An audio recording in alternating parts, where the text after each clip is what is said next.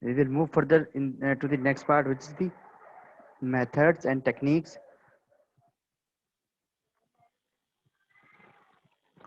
of inventory control. Okay, what are the methods we need to apply, or what are the techniques we need to use while we are going to make the inventory control. So we'll start. The techniques and inventory control methods are most important and most having a vital role in the inventory control, because these techniques and methods are determine the safety of the stocks. What are the items we have, what kind of techniques we need to apply to safely stock. First thing, and second thing, what stock out probability and level are acceptable, and the major protection oriented methods or techniques are as below. So the need of the methods and the techniques of the inventory control is to require our all the items in a safe manner and in a good manner, so that we can make better profitability for our organization. The first technique, called as the ABC analysis. The ABC analysis, basically the analysis of the when we are divide the items into three category, A, B, and C. That kind of categories, we classified all the items according to the category. So this kind of analysis we called as the ABC analysis. This technique or method is a widely practiced and always a better control method. Okay, the all these F&B establishments or business uh, adopt this method, which is the ABC analysis, because it is the always better control. With the help of this methods, we can control in a better manner, and this is the main and the most important technique and method to make the inventory control effectively. So in this analysis, we divide all these items into three parts: A, B, and C.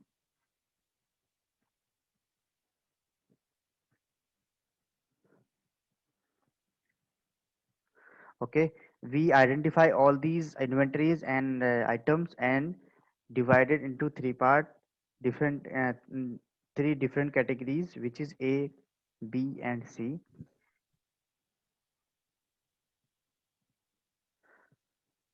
Okay, according to their different rates and their availability and their different characteristic, weight, their weightage, their utility, and their value, size, durability, and usage.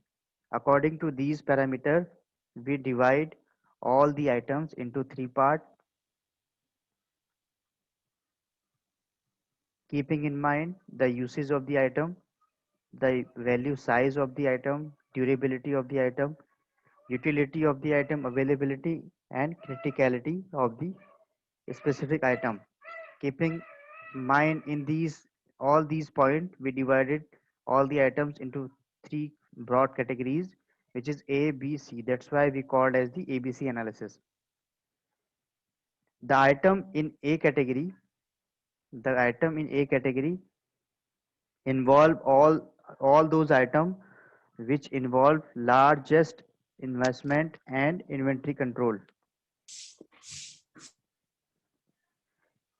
and should be most severe to these items. So in A category, we include all those items which having largest investment and the all and the item which is most severe to these items. And in C category, In C category, we include all those items which are not having comparatively largest investment. They are having small investment. In C category, the items having the small investment and the value of the items are not but the number of items are having a large number. And the B category, we include all those items which are intermediate items in both the categories, which don't have any largest investment, neither having the largest investment nor a small investment. The middle value product होंगे we include in B category. So in this way we can divide all these items into three parts. In A part we include all those items which having largest investment, जो सबसे expensive या फिर जिसमें सबसे ज़्यादा हमने पैसे लगाए हैं, हम उसको A कैटेगरी में रखेंगे। और जो हमारे इन्वेंट्री कंट्रोल में सबसे ज़्यादा सीवियर हैं, ठीक है, जो जल्दी खराब हो जाते हैं या फिर जो करेक्टर स्टाइल जिनकी पेरिसेबिलिटी की है, we include in A category. In C category we include all those item जो जिनमें हमें सबसे कम पैसे लगाए हैं, स्मॉल इन्वेस्टमेंट जिसमें है, लेकिन उनके नंबर ऑफ आइटम्स उनके नंबर ऑफ आइटम ज़्यादा होते हैं लेकिन उनकी इन्वेस्टमेंट कम होती है। लेकिन जब आप एक कैटेगरी में देखेंगे तो उनकी इन्वेस्टमेंट बहुत ज़्यादा होती है लेकिन उनके नंबर ऑफ आइटम कम होते हैं। और बी कैटेगरी में ऐसे आइटम्स हम रखते हैं जो तो ज़्यादा ना महंगे होते हैं और ना ही ज़्यादा सस्ते होते हैं, इंटरमीडिएट टाइप प्रोडक्ट्स और items. For understand these we can see this table, okay, classification of inventory items. ये हमारी तीन कोई क्लास हैं, class A, class B, class C, यानी ये तीन कैटेगरी हैं। अब जैसे हमने ए कैटेगरी में बात की थी कि हम उन आइटम को रखते हैं जिसमें सबसे ज़्यादा इन्वेस्टमेंट होती है, जिसकी सबसे ज़्यादा वैल्यू होती है, और इनकी क्या होती है, जो नंबर ऑफ आइटम होते हैं वो कम होते हैं सबसे। जबकि हमने सी में बात करी थी कि इनकी वैल्यू जो है कम होती है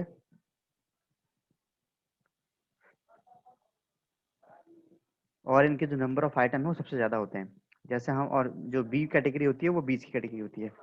अब जैसे हम इस टेबल में देखेंगे तो ए कैटेगरी की हमने बात की थी, उनके आइटम सबसे कम होंगे, यहाँ पर 20 आइटम है, और जिनकी वैल्यू सबसे ज़्यादा होगी, 85% इनकी वैल्यू है।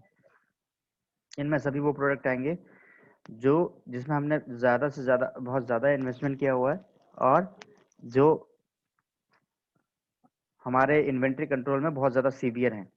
ठीक है, सीवियर मतलब कि उनको हमें राइट टेम्परेचर या फिर राइट जगह पर या फिर राइट तरीके से नहीं रखेंगे तो they will harm our business, अब यानी कि वो जल्दी खराब हो जाएंगे। In C category the number of items are 50 and number of item ज़्यादा हैं और उनकी जो वैल्यू है वो कम है 5%।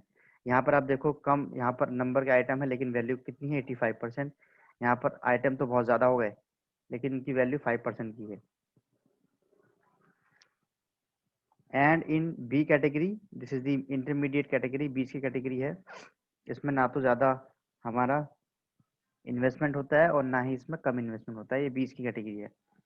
ठीक है, अब इसमें आप देखेंगे तो 30 आइटम है जिनकी जो परसेंटेज है इन दोनों के बीच की, यानी 10। अब टोटल करेंगे तो ये 100 हो जाएगा, ये भी 100 है।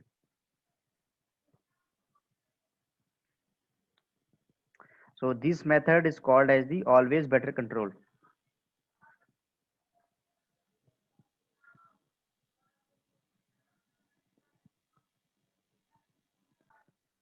To understand the ABC analysis, सबसे पहली बात रखो ABC एनालिसिस का मतलब है A category, B category, C category.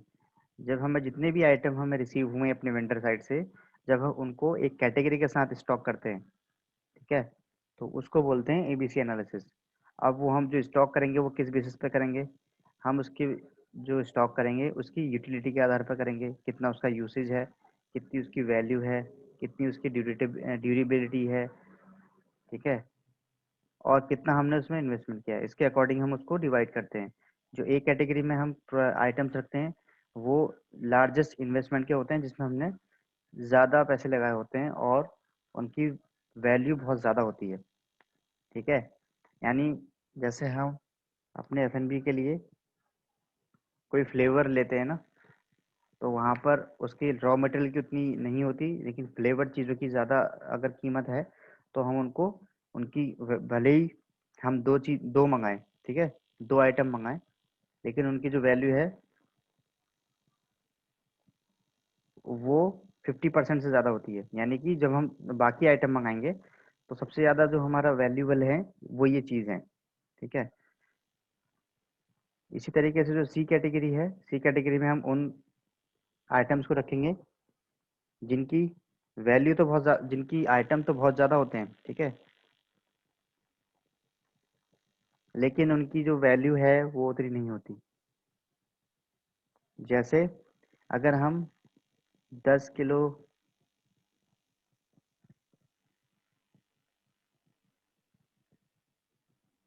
Meet मंगाया, ठीक है हमने, तो जब हम उसको बनाएंगे, अगर हम उसको फ्लेवर्ड बनाएं या फिर हम उसको कबाब के तौर पर बनाएं, तो उसके लिए हमें कुछ ऐसे आइटम की ज़रूरत पड़ेगी जो बहुत ज़्यादा इंपॉर्टेंट है। ठीक है, अब हमको अगर उसको यूज़ करेंगे तो उनकी भले ही क्वांटिटी ज़्यादा हो लेकिन उनकी वैल्यू उतनी नहीं होगी। ठीक है, अब हमने मीट जो मंगाया उसकी वैल्यू, हमने इसकी 10 किलो तो है लेकिन उसकी वैल्यू कितनी है, बाकी हमारे जो प्रोडक्ट हैं उतनी वैल्यू नहीं है, बाकी जितनों की है। जैसे कि यहाँ पर हमने दो आइटम मंगाए थे, इनकी वैल्यू 50% से ज़्यादा थी टोटल में। ठीक है, लेकिन इसकी वैल्यू कितनी है, फॉर एग्जाम्पल 6% ओनली, और इन दोनों के बीच की जो कैटेगरी होगी वो बी कैटेगरी होगी। तो ये एक सबसे बेस्ट मेथड होता है स्टॉक करने का, जो भी हमारे आइटम्स हमें रिसीव हुए हैं अपने वेंडर साइड से। अब जब आप इसको यहाँ पर नीचे वाला टेबल देखेंगे, सिलेक्टिव कंट्रोल ऑफ आइटम्स,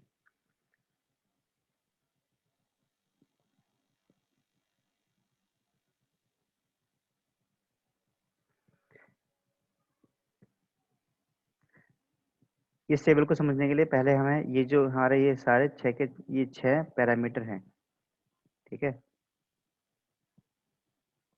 ये 6 हमारे पैरामीटर हैं, इसमें हमने सभी तीनों कैटेगरी को एग्जामाइन किया है।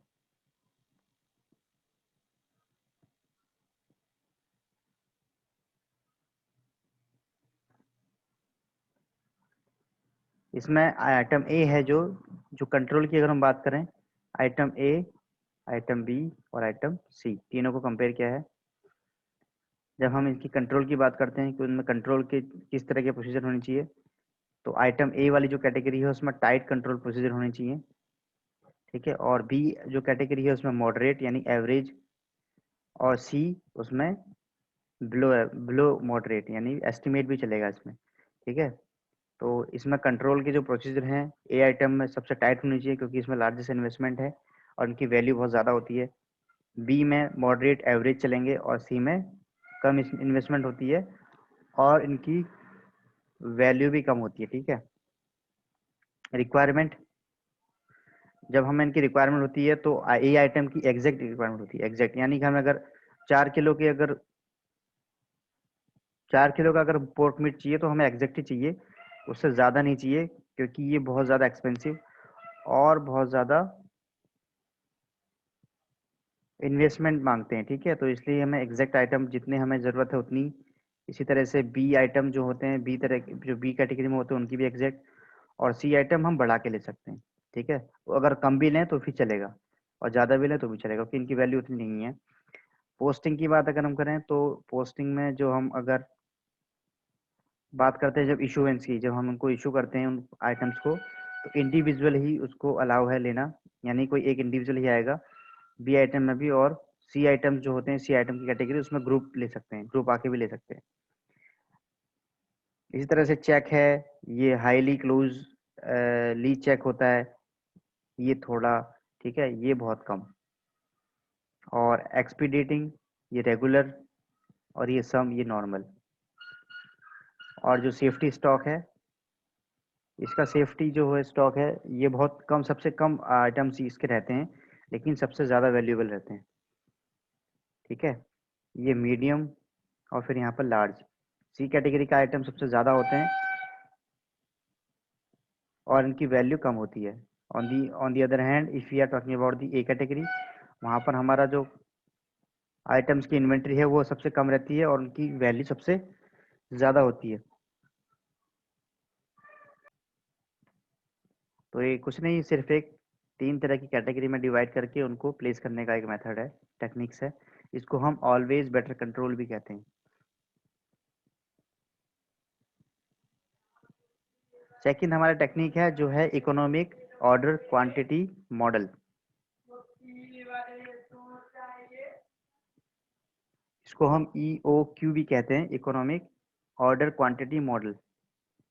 इसमें हम मेनली जितनी हमें रिक्वायरमेंट होती है उसके अकॉर्डिंग ही हम अपनी जो चीज़ें हैं वो ऑर्डर करते हैं और उनको फिर जब रिसीव होती हैं फिर उनको स्टॉक करते हैं। ठीक है, जैसे इन्होंने मेंशन किया है, the basic decision in an economic order procedure is to determine the amount of stock to be ordered at a particular time so that the total of ordering and carrying cost may be reduced in a to a minimum point. A firm should place optimum order and neither too large or not too small. The EOQ is the level of inventory ordered that minimize the total cost associated. So they have mentioned that कि हमें जितनी ज़रूरत है उसके according ही हम जब order करेंगे तो हमें उसको प्लेस करने में भी या फिर उसको उसकी इन्वेंट्री कंट्रोल करने में भी बहुत आसानी होगी। ठीक है, जो इनके 4 एजम्पशन इन्होंने बताए हैं, EOQ मॉडल को जो होता है ये इन 4 एजम्पशन पे बेस्ड होता है। ये इसके मेन पिलर हैं, इनके ऊपर ये बेस्ड है इकोनॉमिक ऑर्डर क्वांटिटी मॉडल। जैसे आपको इसके नाम से पता लग रहा है इकोनॉमिक, ठीक है, जितना हमें ज़रूरत है उतना ही। ऑर्डर क्वांटिटी मॉडल, ये जो मॉडल है इन 4 जो असम्पशन हमें दिए हुए हैं, 4 जो पॉइंट हैं ये इनके ऊपर बेस्ड है। पहला है a firm has study and known demand of D unit each period of for the particular input. तो इनको अपनी डिमांड का पता होना चाहिए फर्म को, जिससे इसके अकॉर्डिंग ही वो अपना ऑर्डर कर सकें।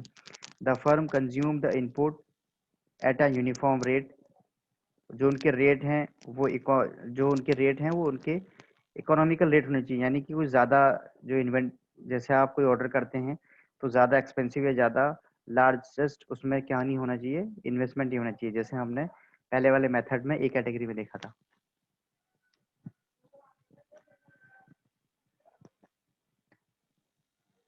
ठीक है, तो the cost of carrying stock are constant amount C per unit पर पीरियड, यानी कि इनकी जो कांस्टेंट जो इनकी कैरिंग कैपेसिटी होती है और इनकी जो अमाउंट होता है वो पर यूनिट बेसिस पे कांस्टेंट रहता है। ठीक है, यानी कि जितनी इनकी रिक्वायरमेंट उतना इनका ऑर्डर। ठीक है, the cost of ordering more inputs are a fixed amount ओ पर ऑर्डर आर डिलीवर्ड इंस्टेंटली।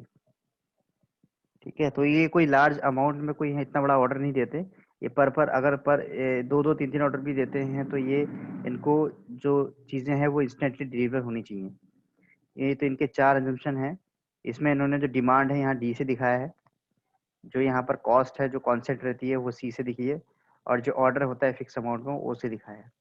ठीक है, बाकी जो आपका ये firm consume the input at a uniform rate means ये आपका जो कंजम्पशन फर्म का कंजम्पशन है और आप जितना ऑर्डर कर रहे हैं वो सिमिलर होना चाहिए, कुछ ज़्यादा कम नहीं होना चाहिए। ठीक है, इसको हम बोलते हैं इकोनॉमिक ऑर्डर क्वांटिटी मॉडल। इसके लिए they have mention the formula to calculate the economic optimum order quantity, कि हमें कितनी करनी चाहिए order. So they have given EOQ is equals to under root 2DO divided by C. ये D क्या है, यहाँ पर डिमांड है, ओ यहाँ पर ऑर्डर है और सी यहाँ पर कॉस्ट है। ठीक है, to show how we might use the formula, consider in which firm has an annual inventory of requirement 10,000 unit, the accounting cost associated with the placing an order with the supplier comes to 200 rupees, per order and carrying cost of holding stock are expected to be rupees 4 per unit. So how do we calculate the EOQ? To place all these values in the formula, जो भी हमें value दी हुई है उसको हम formula रखेंगे, तो हम उसकी जो यूनिट है जो हमें ऑर्डर करनी है, ठीक है, और किस पीरियड में करनी है वो निकल आ जाएंगे। इसमें हमें दिया है इन्होंने कि इनकी जो रिक्वायरमेंट है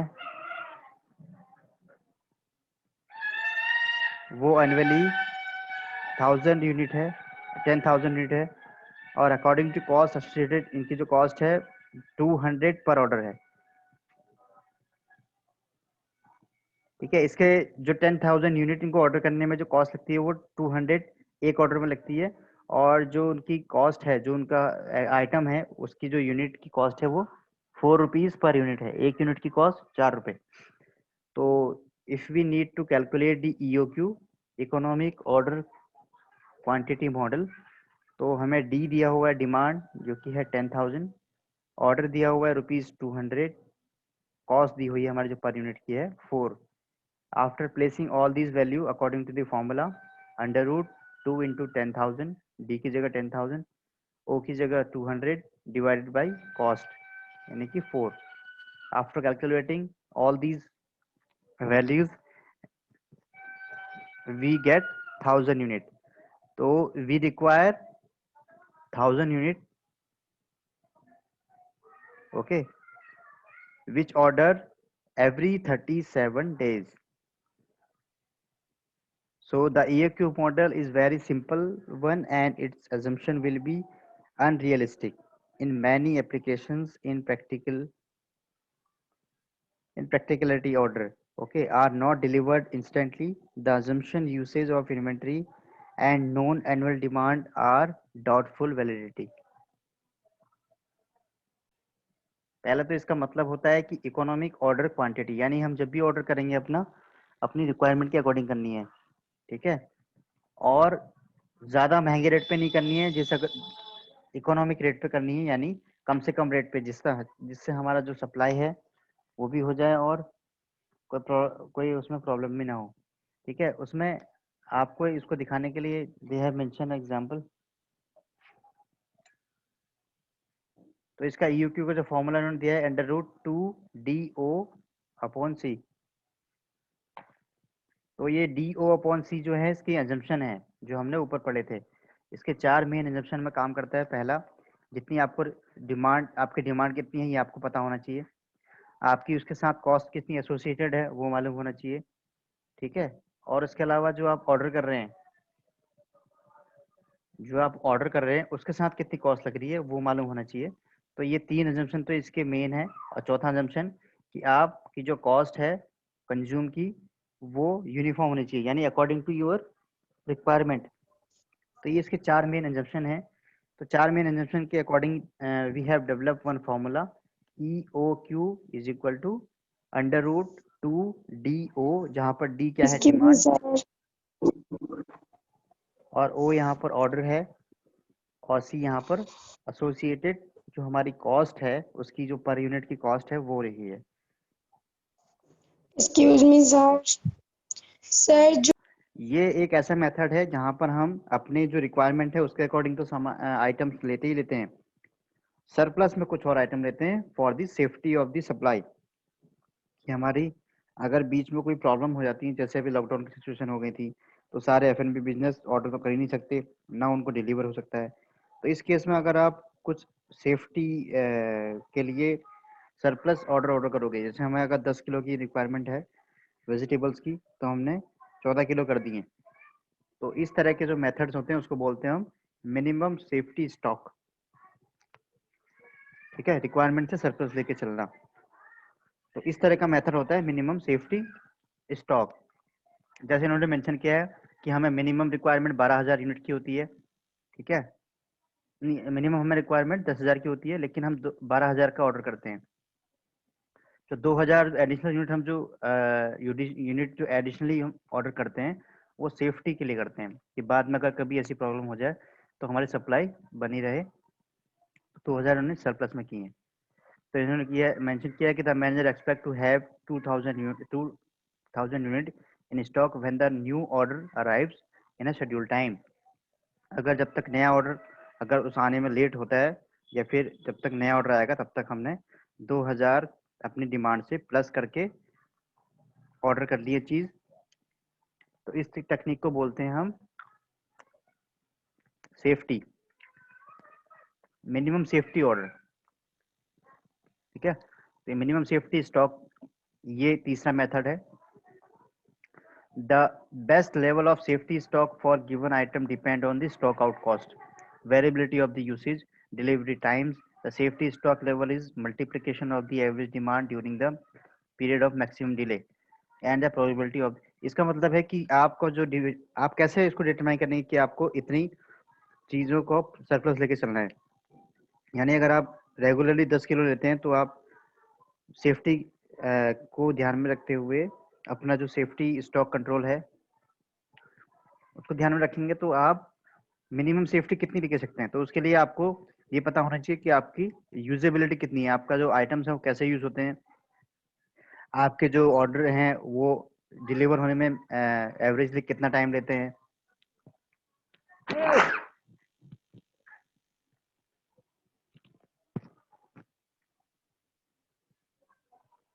इसके अकॉर्डिंग आप इसको ऑर्डर कर सकते हैं। अगर आपको ज़्यादा डिले होता है तो आप उसके अकॉर्डिंग अपनी जो सेफ्टी स्टॉक है उसके अकॉर्डिंग उसको डिसाइड कर सकते हैं।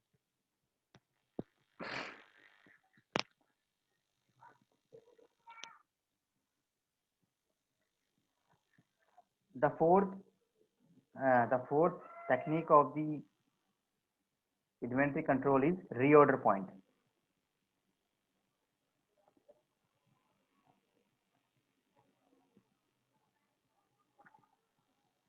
The reorder point is the fourth method to control the inventory. In addition to set of EOQ, which is economic order quantity model, the inventory management must know when to place the order for avoiding the stock out position, especially in the Indian context, where there is considerable time lag between placing the order and actual receipt of the inventory. Determine the order point is momentous as well the intricate. The ROP may be defined as level of inventory at which a fresh order should be placed to the supplier for replenishing the current stock. The ROP is calculated as the load time x daily usage, the lead time of the lag. So they have mentioned that इस जो हमारा ये order है reorder point, ठीक है, इसको हम ROP भी बोलते हैं। तो इसमें सबसे जो मेन पॉइंट है ये याद रखने का है कि रीऑर्डर पॉइंट का सीधे सीधे मतलब है कि आप ऑर्डर करने के बाद दोबारा ऑर्डर कब करेंगे। ठीक है, वो किस तरह से करेंगे, लेकिन उसके लिए आपको ये पता होना चाहिए जब तक आप एक ऑर्डर आपने कर लिया उसके बाद फिर आप रीऑर्डर करेंगे, जब आपकी चीज़ें खत्म होंगी, आइटम खत्म होंगे, तो उसमें आपको ये देखना होगा कि आपका कौन सा आइटम खत्म हुए हैं, कौन से आपके स्टॉक में नहीं है। ठीक है, तो जब आरओपी का जब हम सीधे मतलब कहते हैं कि स्टॉक खत्म होने से पहले जब हम चीज़ें ऑर्डर करते हैं तो उसको हम कहते हैं आरओपी, यानी कि ROP technique, reorder point method. ठीक है, जैसे इन्होंने एग्जांपल लिया है, if the normal daily usage of material is 100 unit, it takes 30 days to supply to deliver the goods, then an order must be sent out when the stock level reach 3000. If safety stock are held, then reorder level should be this.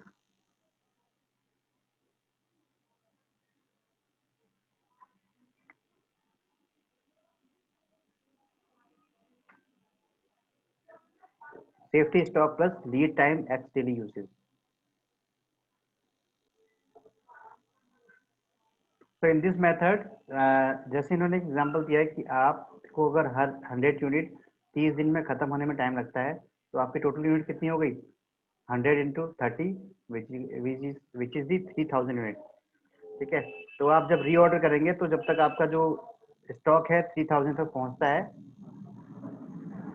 आपका जो order है उससे पहले पहुंच जाना चाहिए, जिससे कि आपकी जो स्टॉक आउट की पोजीशन है या सोल्ड आउट की पोजीशन है उससे बचा जा सके।